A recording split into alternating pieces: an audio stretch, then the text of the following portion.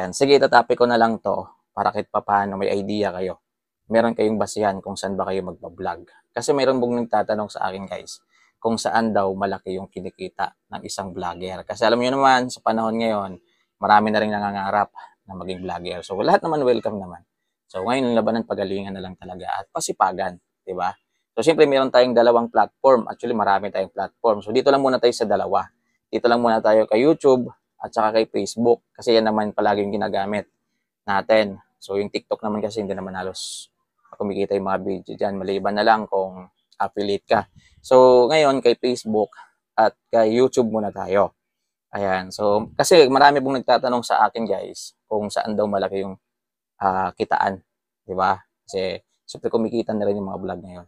Kay Facebook ba daw o kay YouTube? So sakto kasi ako meron akong YouTube, meron din akong Facebook. So ngayon, meron din akong nag 1 million views dito sa Facebook at meron din po akong nag 1 million views sa YouTube. So hindi lang naman sila nagkakalayo. So ngayon guys, unahin natin, ilalagay ko silang dalawa dito. Ayan. So ito yung YouTube, ayan yung Facebook natin. O di ba? Ayan yung YouTube ko na video na may 1 million views at ito yung Facebook ko na nagka 1 million views din. So ngayon, unahin natin muna ditong kay YouTube. So si YouTube guys, so meron po siyang 1.1 million views. So hindi na natin isipin kung gaano katagal yung video na yan. Sa views lang naman yan eh.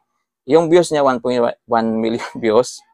Tapos yung kinita po niya ay 841.52 US dollar.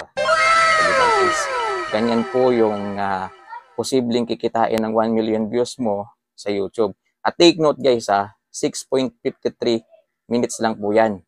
Yan hindi po siya sumobra sa 10 minutes na limit ni YouTube. E paano pag sumobra pa yan, siguro may tataas pa dyan mga ka-Q. So kung susumahin natin yan, compute natin. So yung dollar kasi ngayon, 57.32. Yan. So ito. 57.32 times natin sa 841. So, huwag na natin ilagay yung point. So, lumalabas yung kinita ng 1.1 million views na yan ay 48,206. Grabe, no? Ayan, ganyan po yung kinita ng 1.1 million views na yan na more than 6 minutes lang yung tinagal ng video. Ayan. O, diba? Grabe. So, ngayon naman, dito tayo kay Facebook. Ayan. So, ayan yung Facebook natin na merong halos di rin sila naglalayo mga ka-Q. Di rin sila naglalayo kasi nasa ano rin po kulang-kulang 1.1 million views din po siya. Yan no. At yung kinita po niya dito na tayo ay 14 US dollar lang. Twing, twing, twing. At take note guys, ang video na yan ay tumagal pa yan ng lagpas 10 minutes. Tapos ganyan lang yung naging revenue. O, di ba? O, saan ka ba? Sa YouTube o sa Facebook? Di ba? So, bakit nagkaganito? Hindi ko rin alam, guys. Hindi ko rin alam. Kasi palagi ko namang naririnig na sobrang na daw dami yung vlogger dito sa Facebook. Umaapaw na daw. Kaya sa Facebook, mukhang hindi na kayang pasurin lahat. Kaya, ang liit na po ng kinikita ng mga video halos sa Facebook. At kung mapapansin ninyo, kahit mag 30,000 views pa yan, 40,000 views pa yan, ay point lang talaga yung natatanggap. Maliban na lang kung pumatakbo siya ng 100,000, ganyan sa Facebook, ay pwede pang kumita ng malaki-laki. So, di ba? So, yun lang. Hindi ko na-explain kung bakit nangyari yung ganyan. Siyempre, alam naman natin, original video platform talaga si YouTube. Yan, nung nag-start ako mag-vlog, sa YouTube talaga. 5 years ago pa yon. Eh, yung Facebook kasi, huli na po yan eh. Nasa 2 years ago pa lang yata yung Facebook. Nag-start sila sa Facebook Reels hanggang nauso na rin yung vlog sa Facebook page. Diba?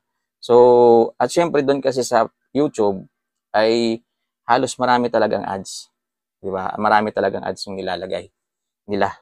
Ayan. So, syempre tinawag na yung original video platform yan. Ayan. So, sa ngayon lang kasi nakikita niyo maraming pong nagsa-start mag-vlog sa Facebook kasi mabilis. Mabilis yung views. Diba? Pag baguhan ka, magugulat ka, marami kang views.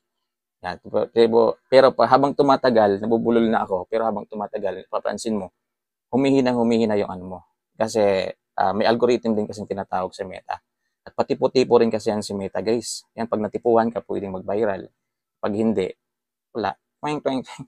So, sa inyo yan, sa inyo, decision niyo po yan. Pero mas maganda na meron kayong YouTube, meron kayong Facebook. Kung anong ina-upload niyo dun sa YouTube, pwede niyo i-upload sa Facebook. Malay niyo mag-viral sa Facebook. Di dupli yung kita ninyo. Di ba? So, meron naman, yung ginagawa lang nila ay, trailer lang talaga yung nilalagay nila sa Facebook. Tapos, sa YouTube na yung full video. Parang ganun lang. So, ganun halos yung mga malalaking vlogger. Yan. Kasi dito sa YouTube guys, kahit ipagpalagay mo maka maka 34,000 views ka lang, ay pwede nang kumita ng pwede nang kumita ng 303 US dollar. So, di ba? So, magkano na kaagad yan guys? Yung 303 na yan. Pag kinompute mo, 17,367. Di ba? Sa 34,000 views lang po yan.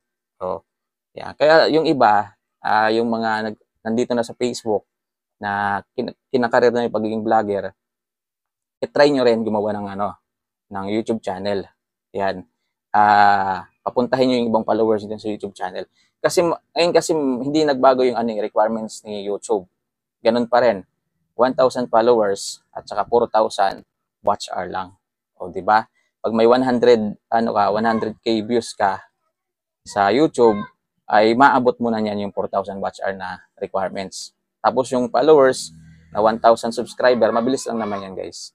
So yun guys, yung comparison natin. Yan, ginawa ko tong video na to hindi para magmayabang sa inyo. Ginawa ko tong video na to para kahit paano meron kayong idea, meron kayong comparison. Yan. So para sa akin, mas maganda na may YouTube kayo, may Facebook din kayo. Kung anong ina-upload niyo sa YouTube, i-upload niyo rin sa Facebook. Di ba? Double income. So yun guys, maraming salamat sa panonood. Sana makatulong tong video na ito, lalong-lalo sa mga nagsisimula. Yan, tulungan lang po tayo. Alam ko lahat tayo nangangarap. Ikaw rin, may pangarap ka. Kaya simulan mo na. Yan, habang maaga pa. Di ba?